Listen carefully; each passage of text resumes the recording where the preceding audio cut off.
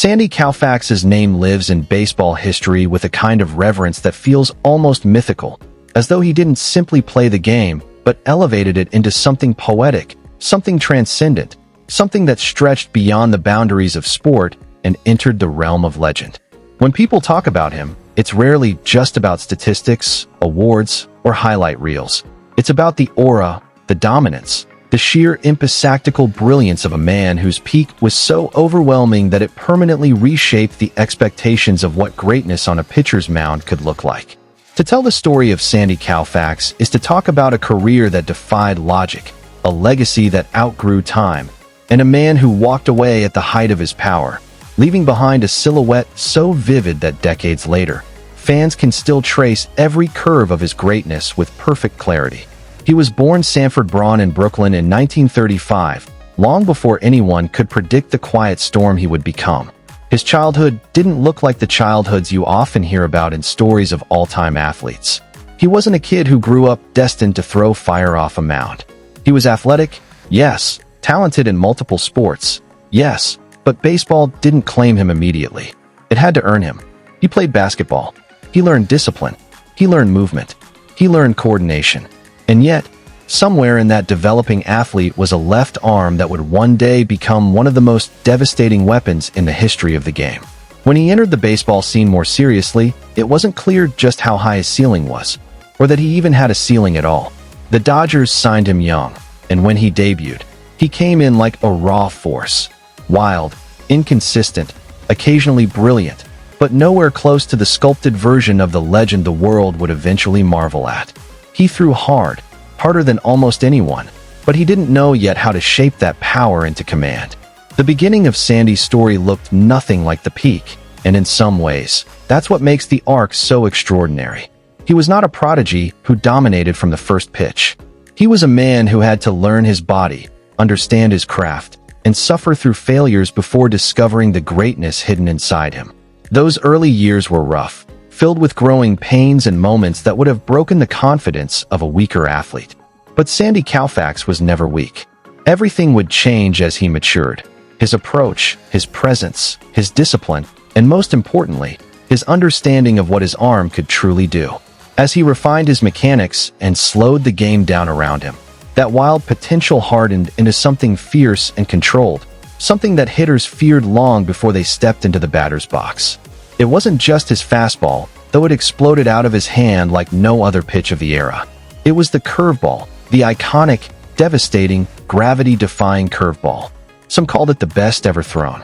Some still do. Hitters spoke of it not with frustration, but awe, as though it belonged to physics and sorcery at the same time. When Koufax threw it right, it didn't just drop, it vanished. It made major leaguers swing at ghosts. He didn't simply evolve, he transformed. From 1961 to 1966, Sandy Koufax entered a territory of dominance that sports rarely sees. A stretch where an athlete becomes something more than human, something untouchable, something that bends the very sport around them. In those years, he became the standard of left-handed pitching. He threw no-hitters. He threw perfect games. He struck out batters with an ease that made stadiums fall silent before erupting with disbelief. His fastball would blur past hitters, and his curveball would leave them frozen in disbelief, unsure of whether to swing or stare as it painted the corners with impossible precision. But as spectacular as the numbers were, what truly defined Sandy Koufax in those years was the intensity with which he competed. There was a calmness to him on the mound, not loud or emotional, but a cold, focused fire that radiated in every motion. His posture, his rhythm, the way he exhaled before a pitch, all of it created a stillness that contrasted sharply with the chaos he unleashed on hitters. He wasn't just performing. He was authoring chapters of baseball history every time he took the ball. And yet, greatness often comes with a cost. For Sandy, that cost was his left arm, the very arm that made him immortal on the mound. The pain, which began as discomfort, soon became a constant companion, a relentless reminder that the body is fragile even when the spirit is unmatched. His elbow would swell. His joints would throb. His fingers occasionally went numb. Doctors warned him of long-term damage. Teammates watched him grimace quietly, never loud about the suffering, never demanding sympathy. always pushing past what many would consider human limits. He pitched through pain that would have sidelined most athletes indefinitely, and he did it not for glory or numbers, but because greatness is something he carried inside him, something he had to honor even as his arm begged him to stop. Even so, he kept rising higher. The 1965 and 1966 seasons remain some of the greatest pitching performances the sport has ever witnessed, and for those who watched it live, the memory remains vivid. He became a masterpiece of athletic precision, painting corners, breaking bats, and executing pitches so perfectly that hitters walked away shaking their heads, unsure how a ball could move the way his did. Every start felt like an event. Every outing felt like a duel. Every pitch felt like a moment suspended in time. And through it all, Sandy Koufax carried himself not like a superstar, but like a quiet craftsman. Humble, composed, always giving credit to teammates, always deflecting praise, always grounded in the simplicity of doing the job right. Then, at the height of his power, when he had just delivered one of the greatest statistical seasons ever recorded, he walked away. Retired. Done. A decision that stunned the sports world and left fans struggling to reconcile how someone so dominant, so brilliant, could simply choose to end it all while still at the top. But Sandy Koufax was different. He understood something rare, that longevity means nothing if it destroys a person's well-being, that greatness loses its purity if it comes at the cost of life beyond the game. He loved baseball deeply, but he valued himself more. His decision reflected courage, wisdom, and an unshakable commitment to preserving the dignity of his legacy rather than allowing injury to erode it. In the years after his retirement, Koufax became something like a mythic figure. He never chased fame, never demanded attention, and never tried to remain in the spotlight. Instead, he allowed his career to speak for him, his numbers, his performance, and the impossible feats that generations of fans and players continue to study. Whenever he did appear, whether at Dodger Stadium, at Hall of Fame ceremonies, or simply in moments when baseball wished to honor him, it felt like witnessing living history, like seeing a legend walk through time. His presence alone demanded respect, not because he asked for it, but because his legacy had earned it. His influence continues to ripple through the sport today. Pitchers study his delivery. Coaches use his mechanics as teaching tools. Analysts compare modern greats to him, though few ever approach the standard he set. He didn't just raise the bar, he redefined it. In an era where velocity dominates, analytics dissect every pitch, and scouting grades attempt to measure potential value, Sandy Koufax remains the example that transcends every generation. Because his greatness wasn't just scientific or mechanical, it was spiritual. It was the perfect union of talent, discipline, sacrifice, intelligence, and resilience. But perhaps what makes Sandy Koufax so universally admired is not merely how he pitched, but how he carried himself during and after his career. His humility and privacy have become as synonymous with his name as his curveball. He once said that baseball was just what he did, not who he was. That perspective, rare for athletes, helped cement him as not just an icon, but a figure of admirable character. He lived his life with grace. He respected the game. He respected people.